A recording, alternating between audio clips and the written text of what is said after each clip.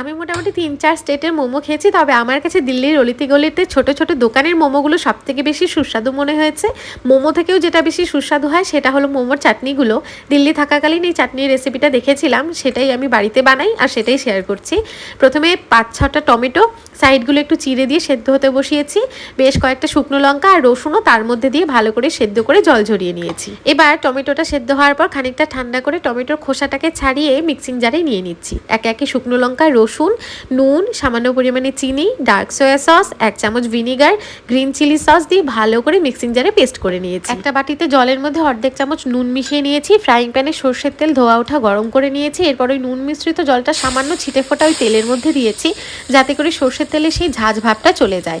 এবার তেলের ওপর বেশ কয়েকটা রসুন কুচি দিয়ে সামান্য নাড়াচাড়া করে টমেটো, শুকনো লঙ্কা আর রসুনের পেস্টটাকে দিয়ে ৫-৬ মিনিট মতন ফুটিয়ে ওপর থেকে ধনেপাতা কুচি আর রসুন পাতা কুচি দিয়ে নামিয়ে নিয়েছি। যেমন হয় চাটনির রং তেমন হয় স্বাদ। শুধুমাত্র মোমো না, পরোটা, স্প্রিং রোল, পকোড়া সবকিছুর সাথেই খেতে কিন্তু দারুণ লাগে।